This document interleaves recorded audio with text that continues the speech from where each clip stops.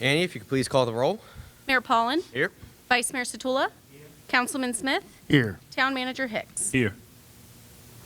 All right, moving on to the approval of minutes, January 2nd town meeting minutes and January 24th work session minutes. Mr. Mayor, I move we accept the minutes as presented. Mr. Mayor, I second that. All right, all in favor signify by saying aye. Aye. Opposed? All right. Moving on to the reports of officers, boards, and committees. First, the permits report.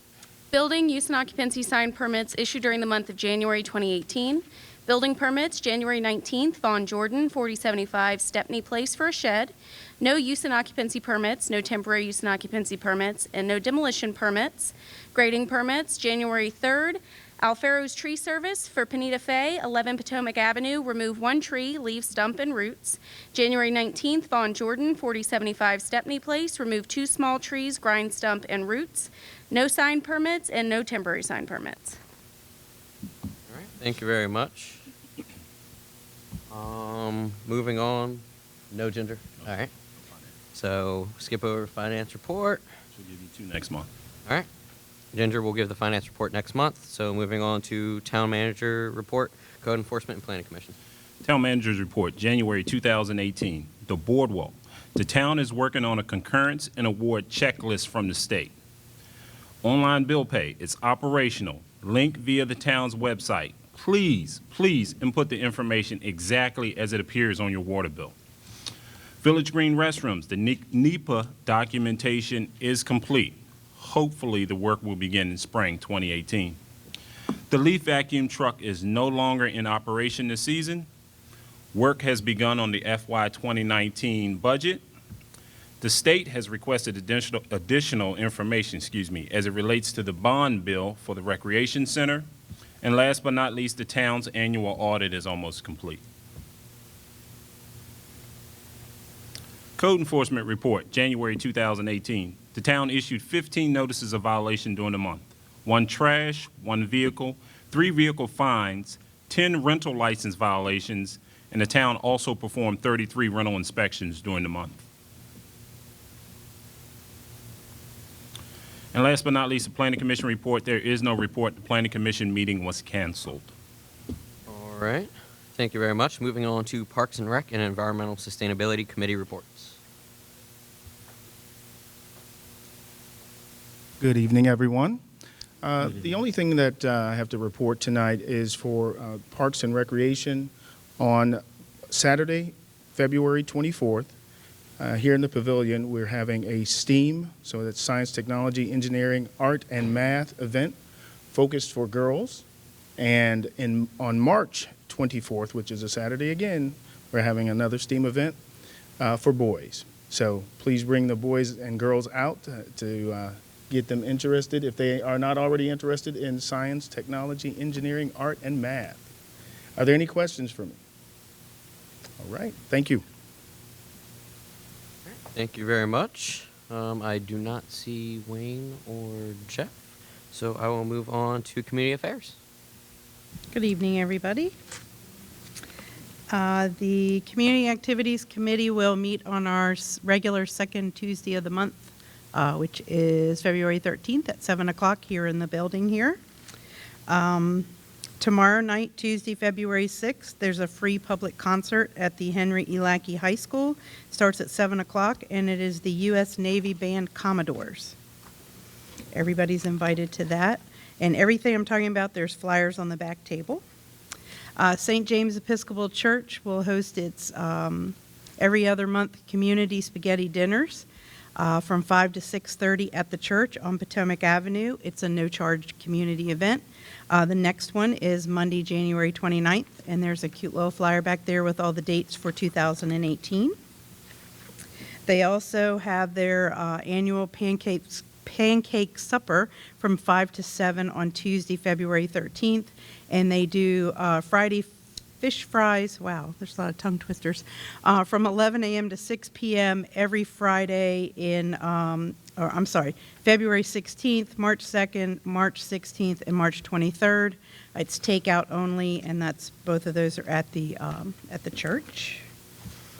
The town's annual Children's Spring Party and Easter Egg Hunt is on Sunday, March 18th from 2 to 4 here in the building and out on the Village Green.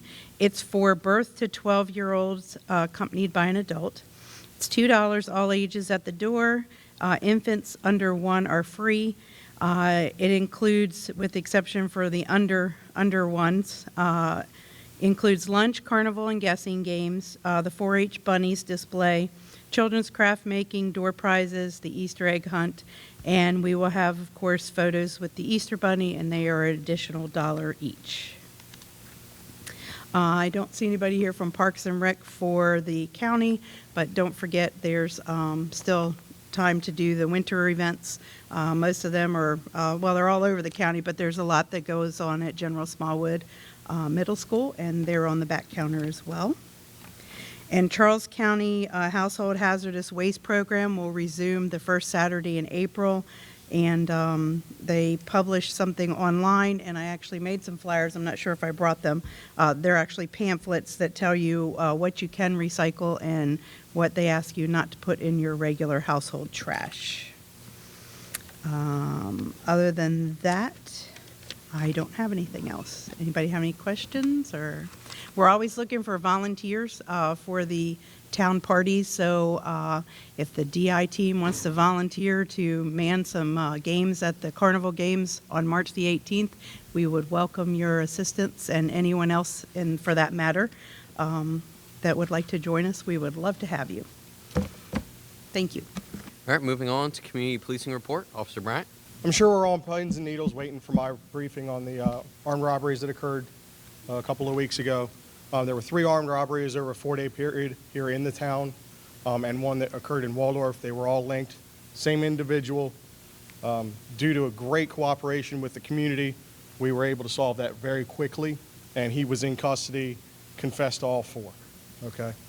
So that was good. We've moved up our timeline, but what we're doing, myself and Ms. Williams, we're going around to all the businesses in the town, and we're updating the 911 emergency contact list for the Charles County Sheriff's Office, as well as I'm offering commercial security surveys to any of the businesses free of charge through the Sheriff's Office. Kind of in response to this was something we had planned to do anyway, but this just moved the timeline up a little bit. In addition to that, we have had multiple reports of individuals seen walking around, looking in cars, maybe testing door handles on cars. So please make sure we're locking up, make sure we're not leaving valuables in our vehicle. And if you see something like that, rather than follow them around for 3 or 4 hours and see what they're doing, give us a call. Let us come out and just talk to the guy. Identify him. That way, if there was something that was broken into or maybe preventing him from doing it at a later point. That's all I have. Moving on, we have a briefing tonight from Henry Lackey High School Little Rascals Destination Imagination team about congenital heart defect awareness. Hello, everyone. We are Henry E. Lackey High School's Destination Imagination team. Our name is the Little Rascals. We're made up of high school students with the addition of 2 middle school students who attend General Smallwood. Let me introduce myself, Hunter Pollin, my teammates Kritika, Kirsten, Georgia, Savion, Anastasia, and Anagen. We are here today to share a very exciting and personal project that we have been working on. You may remember last year that our team created a project called Create Our Community. Please come and see us after the meeting at our table to check out the 2 boards we brought tonight, and we can update you on our progress that we have made. Back to this year. After many years of taking on the Fine Arts Challenge, the Little Rascals decided to use our skills to help our community last year. This year, we decided to continue our efforts in creating our community. The definition of Project Outreach Challenge is to find a need within our community, then come up with the way to improve or help out with the need. This year, we didn't have to search so far to come up with a need that we are hoping to make a difference in. So what's that need? This year, our team will be creating our community, but in a healthy way, specifically focusing on heart health. Kirsten, would you start us off by sharing a little background regarding heart matters?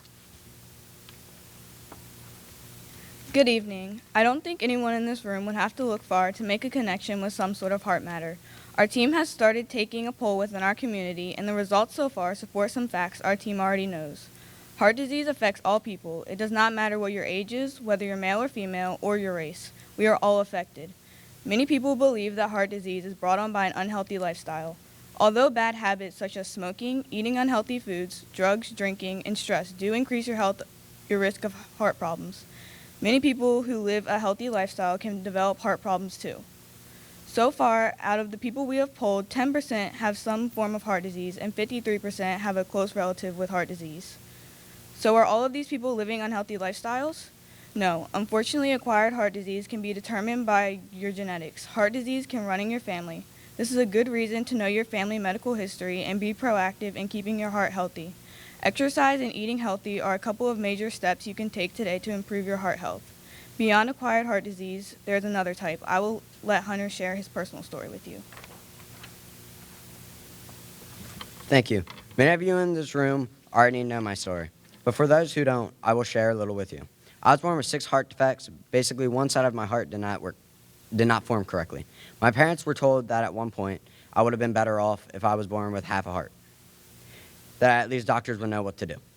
I have had 5 open heart surgeries and over 14 heart surgeries or procedures.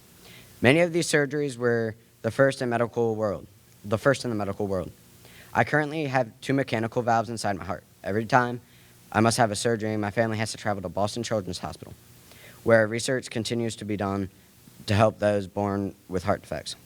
This is just a brief description of my heart story, but there are so many other children that have their own unique stories. Georgia, will you please share some statistics with us? Hello, everyone. So how many children are born with heart defects? It is a surprisingly very high number. 1 in 100 children are born with some type of heart defect. Approximately 40,000 babies are born yearly with a congenital heart defect. Congenital heart defects are defined as heart defects that develop before birth. Many are not as complex as Hunter's, but still can be life-threatening, especially when they go undetected. Many perfectly healthy athletes die every year when participating in sports or leisure activities because they were unaware of their heart problems because they were never diagnosed. Hunter and his family can tell you that they were lucky. He almost left the hospital after being born without his CHDs being detected. Fortunately, his heart had already started showing signs of failure a few hours before being discharged when he was 3 days old. If not, his story could have been very different. The statistics for our poll so far show that 13% of those polled were born with a heart defect, and 23% have a close relative with a congenital heart defect. These numbers are high, but we can't help but wonder if they would be higher if all heart defects were diagnosed prior to something tragic happening. Today we have shared with you some of the reasons we have taken on this project. Kritika and Anajan will now share with you what we plan to do.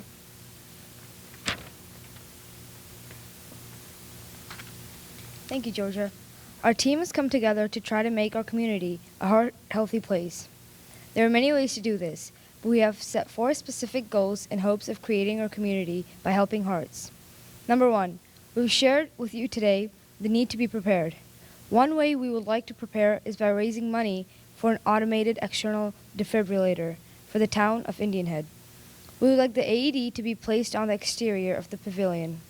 This way, all those visiting the pavilion and also exercising, playing, and enjoying the village green, nearby ball fields, and rail trail will have access to the AED in case of an emergency. We've already started raising funds for this. You may visit our table to find out ways to donate. So far, we have a couple of fundraisers going on at our school. We have staff at Henry E. Lackey that are passing around a special painted heart rock.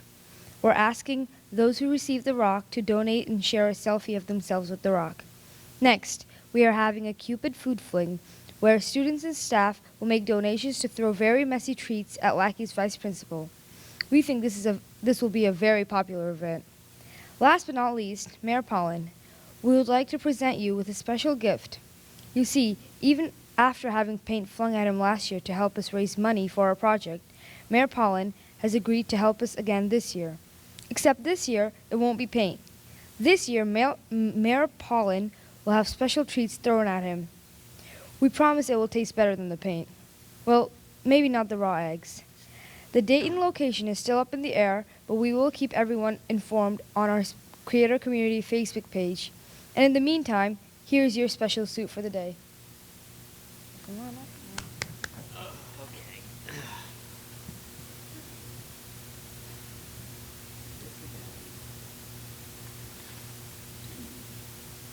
Second, we would like to donate a CPR kit to the town to be loaned out to town residents. This way, people could check out the kit and learn hands-only CPR in the comfort of their home. Third, we have requested the town of Indian Head proclaim February 7th through 14th Congenital Heart Defect Awareness Week. We thank Mayor Paulin, Vice Mayor Satula, and Councilman Smith for their assistance with this. The more awareness we bring to the congenital heart defects, the more lives that can be saved. Our last goal we are constantly working on, we would like to bring awareness of all types of heart disease and information regarding CPR to as many people as possible. Tonight we have an information table set up in this room. Please come visit it after the meeting. We have information on many heart matters, ways to stay healthy, signs and symptoms to look out for, and a CPR doll that you can try hands-only CPR for yourselves. Now a few last words from Hunter. Thank you. I would like to thank my Destination Imagination team and the town council for helping me out with this project that is very special to me. I have been advocating for Heart Matters for about 15 years now, but it really helps to know that your friends and your community are there to help support a matter so important to you. Thank you for listening to our presentation, and don't forget to visit our table before leaving tonight. Thank you.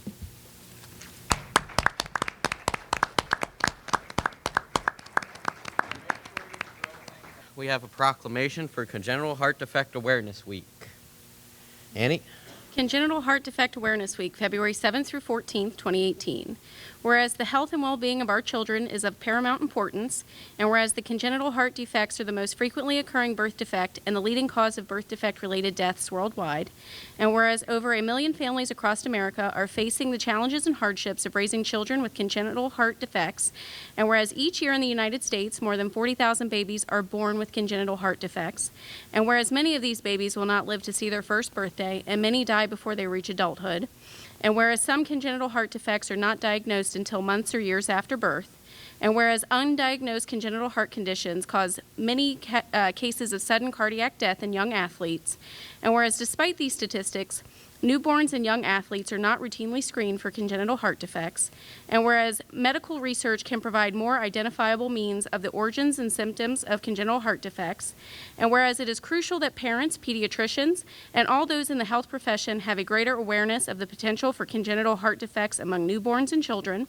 and whereas Congenital Heart Defect Awareness Week provides the opportunity for families and patients affected by these conditions to share their experiences and knowledge with the public so that we all may be made more aware of how this defect affects all our lives.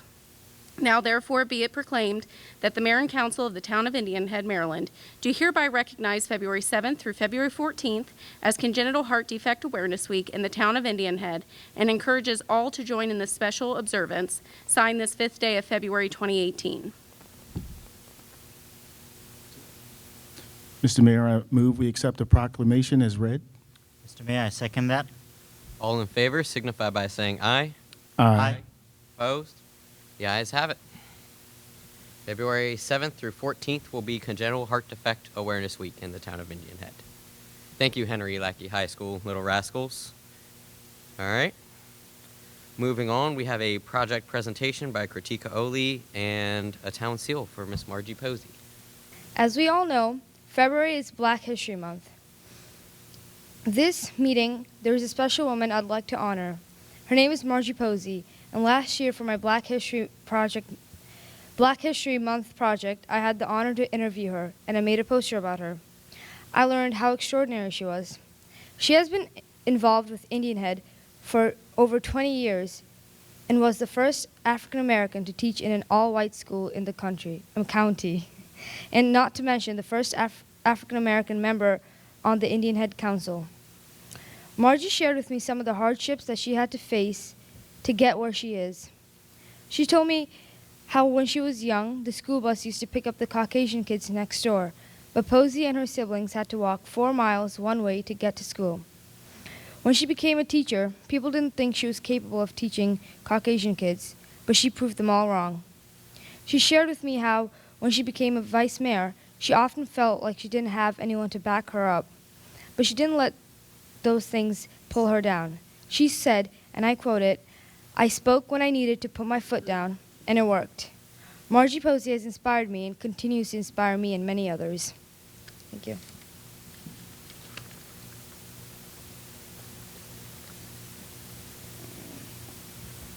So thank you, Kritika. So if you can just stay right there for a second here.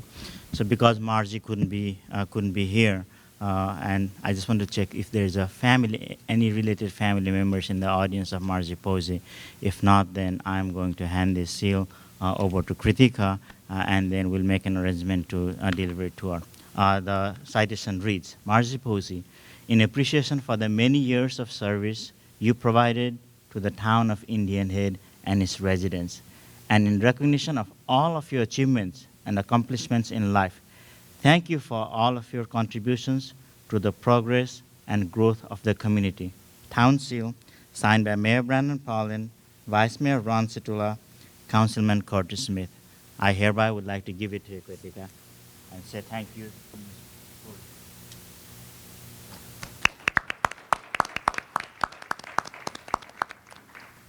If you would like to check out Kritika's project, it is in the back of the room. All right, moving on, we have a town seal for Rebuilding Together Charles County.